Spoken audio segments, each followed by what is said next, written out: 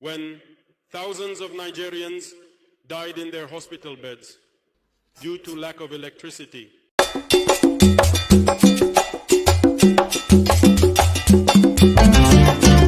Good evening, Africa and the world. You're watching AfriPlus News Channel, your trusted source for bold, insightful, and independent news across the continent. And today we bring you an in-depth analysis of the rising tensions between the Alliance of Sahel States Burkina Faso, Mali, and Niger and the Economic Community of West African States, Ecowas. Before we dive in, please take a moment to like this video, share it with others, and hit the subscribe button so you never miss powerful, eye-opening stories like this one. And remember, AfriPlus News Channel does not support violence or incitement of any kind. We stand for truth, dignity, and peaceful progress in Africa. The winds of change are sweeping across West Africa. The recent withdrawal of Burkina Faso, Mali, and Niger from Ecowas has not only sent shockwaves across the region, but also triggered immediate consequences from regional powers. Just days ago, Captain Ibrahim Traoré of Burkina Faso publicly declared that since their nations exited Ecowas, the countries that once supplied electricity and air support have now refused to continue those services.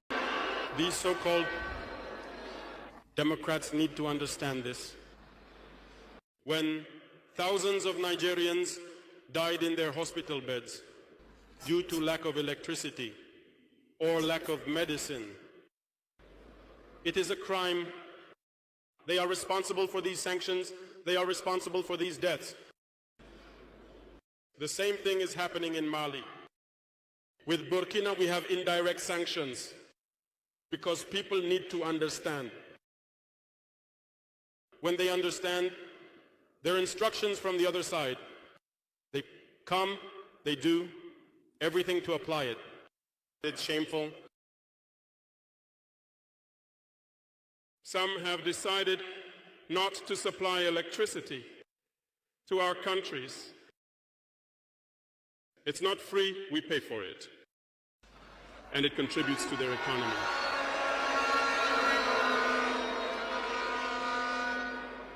They tried to make Mali suffer. And of course, by ignoring all the agreements and no longer providing electricity to Mali, hoping that the population would revolt, it doesn't work.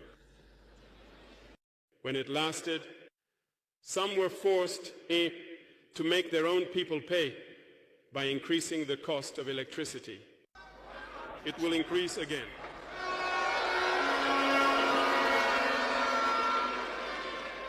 This gives us several lessons. Several lessons in the sense that the independence we take, the sovereignty we take, we must do everything to ensure it. They have given us very good lessons, and we have understood them very well.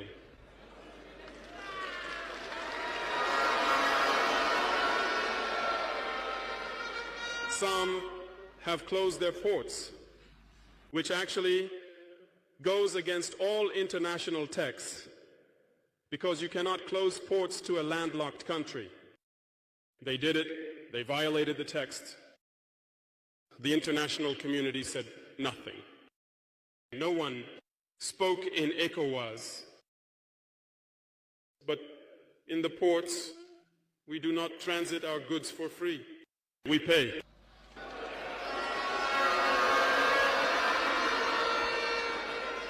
And those who do not société are now facing the consequences. And I think it's a lesson for them too, that they should not always follow their master's orders. They need to understand this forever. Ecowas has never issued a statement to congratulate a victory of our armies.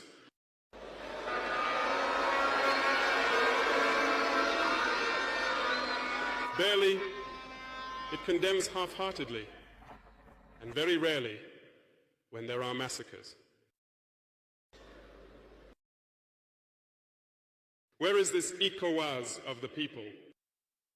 In short, we cannot list all the harm that has been done to our people, but we have decided with full awareness to withdraw and focus on our common organization, which is the AESC.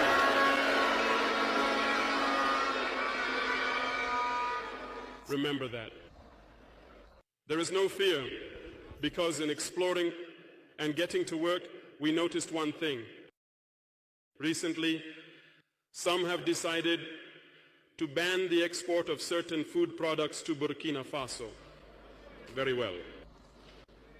They have set a duration. We will ensure that at the end of this duration, we will ban the entry of these products into our territory.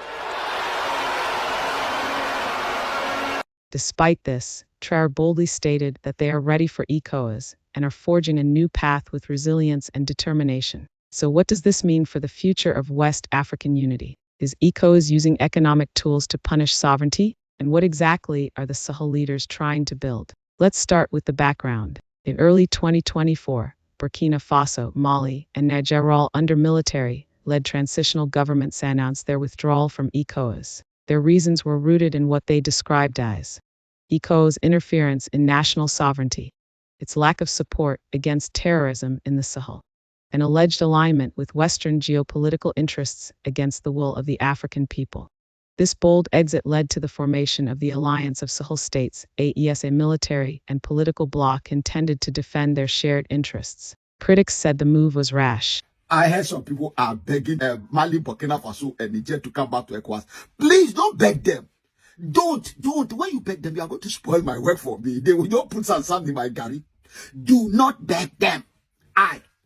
Without a firing one shot, Kofi Ali will bring them back on their knees. I will remove this Ibrahim Traoré, Abdullahi Tiani, and Azim. I will remove them like this without one shot. Do not beg them. Don't spoil my work for me. Don't beg them. Don't even talk to them. Leave them for me. I'll sort them out. Sometimes when I wake up, I just hold my hands, both hands, and hold my head, and be asking myself, is my head still there or is gone? Because the kind of things I hear, they are so disturbing. So disturbing. See, Donald Trump is busy putting tariff. Is declaring tariff war. He has already put 25% on anything imported into the United States of America. And about 17 great countries, powerful countries, are joking. They are working hard on how to deal with their export to the United States of America. While that is happening, everybody on the African continent is thinking, do you know what is happening?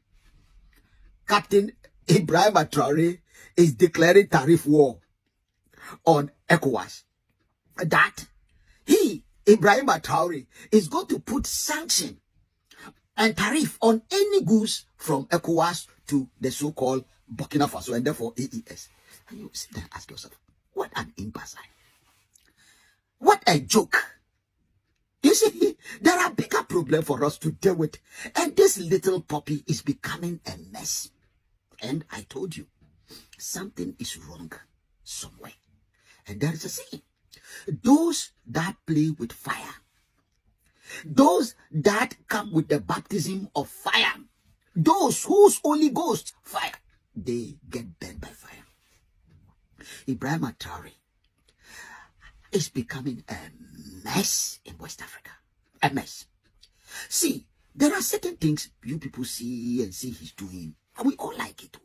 But this thing is becoming a problem that needs to be dealt with.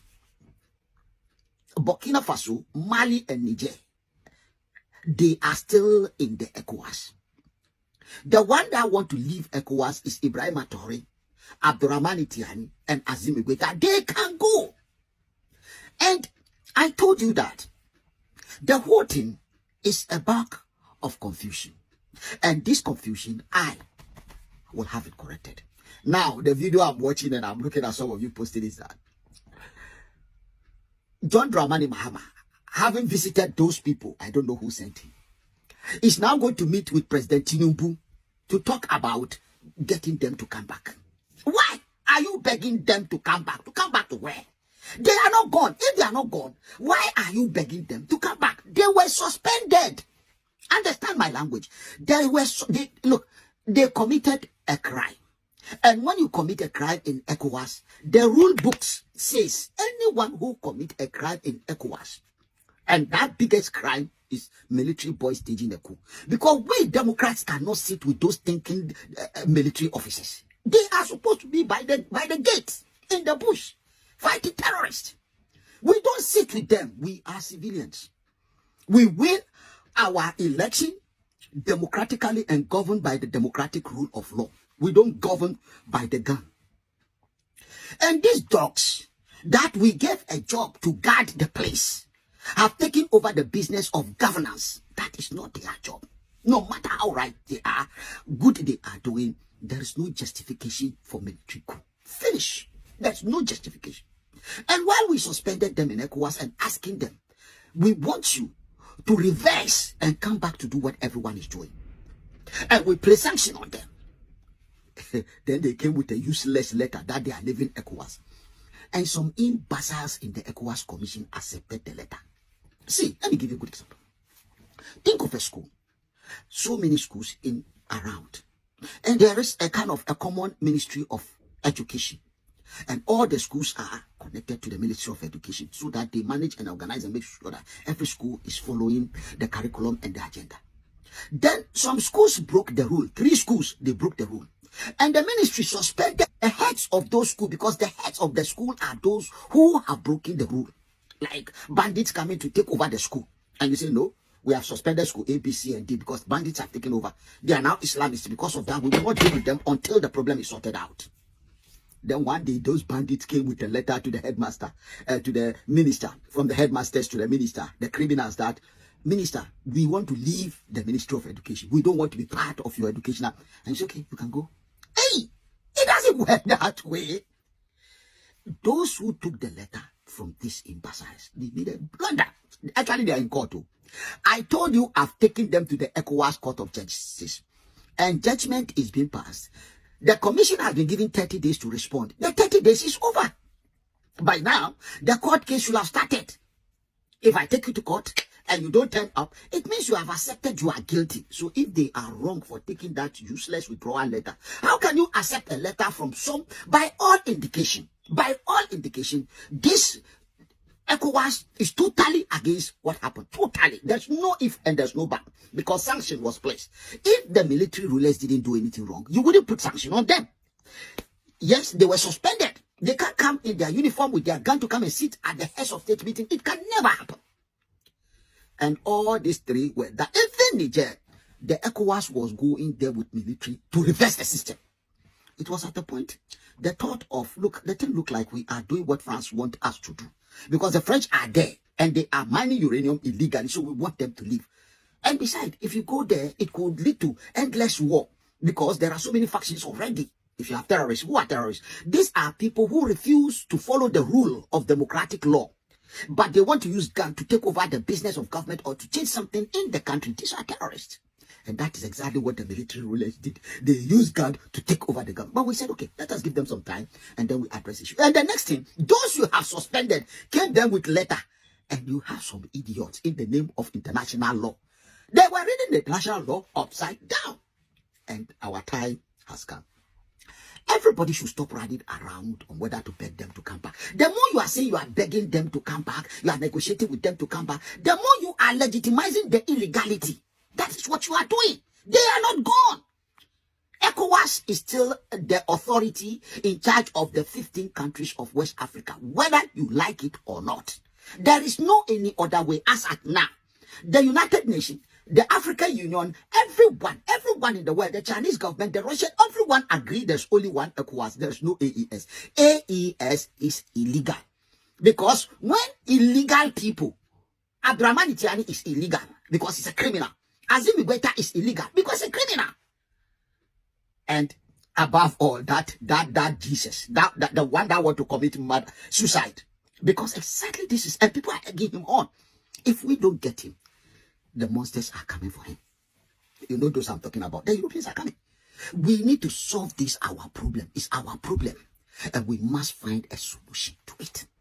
There's no if, there's no but. Let the court case finish. And you will see better.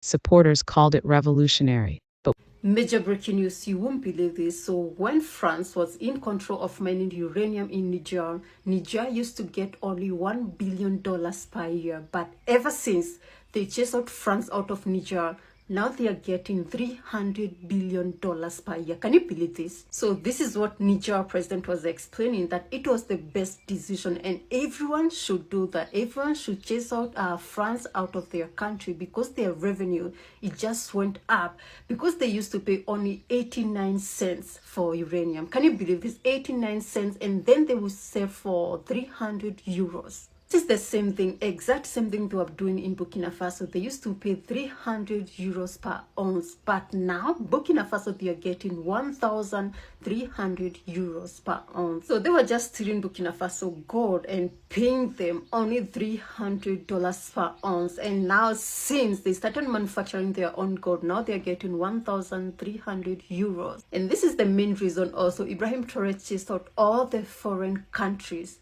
out of Burkina Faso from mining. And the mining now belong to the state and Burkina Faso people. What's clear is that it has changed the West African political map forever. Now let's talk about the fallout. According to Captain Ibrahim Traoré, countries that once supplied power and air support have now cut off those services. Though not named specifically, it's widely believed that countries like Ivory Coast, Nigeria, and Ghana, who still align closely with Ecowas and Western partners, are involved. This means electricity shortages in key Sahel regions, reduced air reconnaissance capabilities, which were previously aided by joint ECOWAS or Western missions. A clear message from Ecowas: exit at your own peril. But here's the twist: Traoré said they are not afraid. In fact, he emphasized that they are ready for Ecowas, suggesting a deeper level of preparedness, confidence, and independence. This crisis is not just about power and borders. It's part of a much larger geopolitical struggle. ECOWAS, backed by Western partners such as France, the EU, and the US, is seen by many as a tool of neocolonial influence, especially when it comes to imposing sanctions or military threats on member states that refuse Western policies. On the other hand, the Sahel leaders, especially Traoré, are calling for a Pan-African Renaissance movement free from colonial chains, one that reclaims Africa's resources, dignity, and future. But the question remains: can these nations survive without Ecowas? Across the Sahel and beyond, reactions to Traoré's remarks have been mixed but passionate. Some see this moment as Africa's second independence. Ibrahim Traoré of Burkina Faso kept making Africans proud, especially the young people of Africa. The Crown Prince of Saudi Arabia, Mohammed bin Salman, called Ibrahim Traoré and offered to build 200 mosques this Ramadan for the people of Burkina Faso. Ibrahim Traoré appreciated him extensively for this gesture, but instead offered an alternative. He said, Crown Prince bin Salman, we really needed your support, but then what we want is not building mosques, because we have several mosques in our country, and as a Muslim myself, I know that mosques is very important, but our people can take care of themselves when it comes to praying. What we want you to do, Crown Prince, is that build schools, hospitals, and factories, because our people need to be educated, they need to be healthy, and they need to get jobs. I really like that. I really like that he makes us, the young people, proud. And that is why I keep saying that we, the young people in Africa, we need a complete generational shift in leadership. All these older people are always taking decisions based on selfish interests, selfish desire, and thinking about what to bequeath for their grandchildren. Not themselves. Not putting a legacy or very big footprint, because their ambition is over. They are old. All they care about is their own family. While others fear economic isolation and instability. However, the Sahel leaders are doubling down. Traoré's "We Are Ready" message is not just rhetoric, it reflects a push to build internal power infrastructure, new partnerships with non-Western allies such as Russia, China, and Turkey, and a bold appeal to African youth to rise and take ownership of their continent. The road ahead is uncertain. Will ECOWAS attempt more sanctions or even military intervention? Will the Sahel Alliance succeed in building an alternative African power bloc? And will other African countries, possibly Guinea, Chad, or even Congo, follow the same path? Only time will tell. But one thing is certain, Africa is in transition, and the choices made today will shape the destiny of millions tomorrow. Here at Afri Plus News Channel, we believe the African people have a right to choose their own path free from external pressure or manipulation. We do not endorse violence, but we support truth, justice, and sovereignty. We'll keep reporting on this evolving story with fairness and depth. To support our work, please like this video, share it with others, and subscribe to Afri Plus News Channel. Tell us in the comments, do you support the actions of the Sahel leaders? Do you believe Ecowas is acting fairly? And what future do you want for Africa? We'll be back with more updates, insights, and interviews. Until then, stay strong, stay informed, and remember Africa's voice will not be silenced.